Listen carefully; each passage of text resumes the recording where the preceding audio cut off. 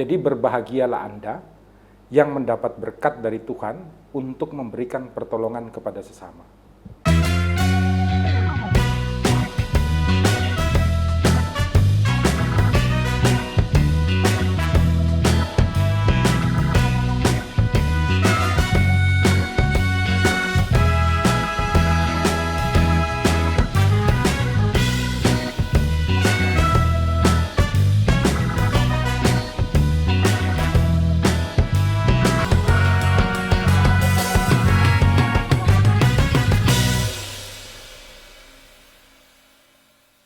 Mas Zul ini tampak tenang-tenang menghanyutkan nih. Iya, tapi boleh minum dulu nggak? Boleh, monggo. Agak tegang juga. Agak tegang juga. Minum dulu ya.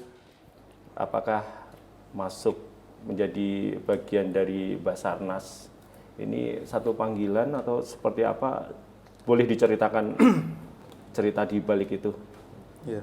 Mas Zul? Jadi memang keterlibatan saya di Basarnas itu tidak jauh dari aktivitas saya dulu memang. Karena dari awal saya sekolah itu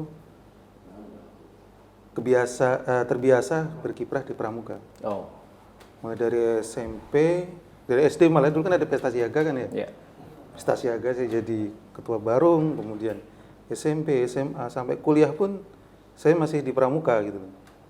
Makanya ketika ketemu teman-teman lama, teman-teman SMP, teman-teman SD, ketika tahu mereka saya masuk Basarnas ya mereka nggak heran, karena udah terbiasa untuk aktivitas seperti ini gitu. Panggilan untuk menjadi anggota Basarnas ini tentu saja bukan main-main, Bang. Artinya seperti apa sih semangat membantu sesama dan bagaimana filosofinya, Bang? Orang-orang yang kemudian turun untuk memberikan bantuan ini motivasinya tentunya berbeda-beda, tetapi satu motivasi yang pasti adalah ketika mereka mampu untuk menolong ciptaan Tuhan itu mereka merasa bahagia. Jadi sebenarnya Tuhan itu ada hadir di dalam hati setiap manusia, sehingga ketika manusia itu membantu itu rasanya itu nyaman, seperti fly, sesuatu yang sangat nikmat yang bisa kita dapatkan yang tidak bisa dibeli dengan uang. Jadi kenikmatan untuk merasa bahagia. Sebenarnya ketika kita membantu sesama orang itu kita sangat dekat dengan Tuhan tanpa disadari. Karena apa? Tuhan menyentuh kita untuk kemudian memberikan bantuan kepada ciptaan Tuhan yang lain.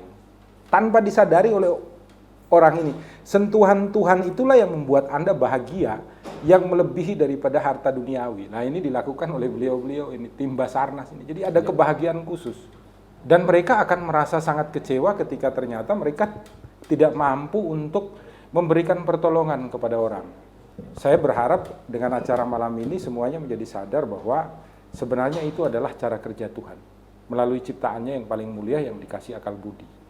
Jadi berbahagialah Anda yang mendapat berkat dari Tuhan untuk memberikan pertolongan kepada sesama.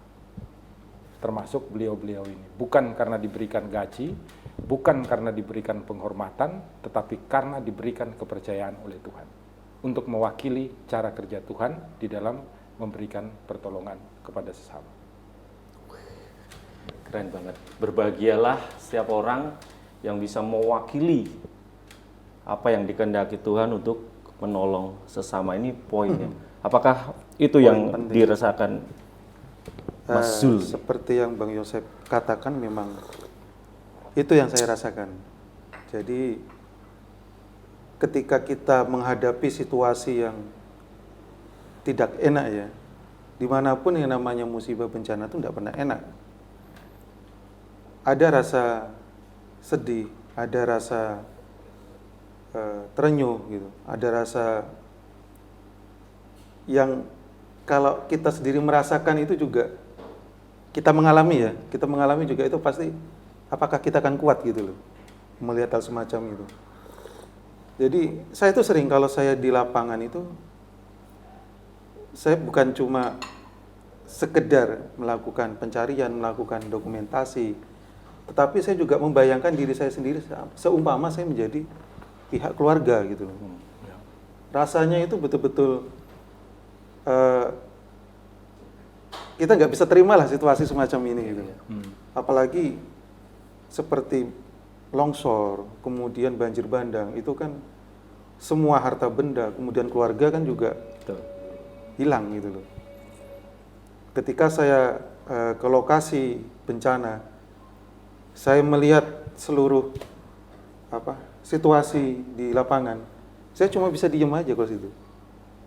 Diem melihat, ya Allah, ini kuasa, ya benar seperti Bang Yosef bilang itu. Tuhan itu sudah merancang semuanya. Cuma ketika manusia melakukan kesalahan, ya alam yang menghukum, bukan Tuhan. Gitu. Kena sendiri dia, Iya, seperti menghukum itu. dirinya sendiri. Diiringi hembusan angin lembab,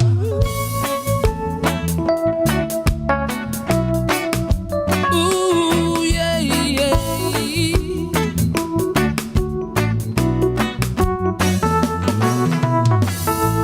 Debur ombak menaburkan irama,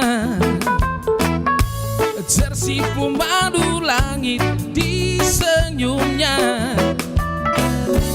Bersatu mereka dalam pantulan gelombang, menyajikan cinta kasih Tuhan pada kita. Marilah kita bercermin alam yang selalu bersyukur pada Tuhan. Marilah kita mencontoh alam yang selalu memberi tanpa meminta, agar bumi menjadi surga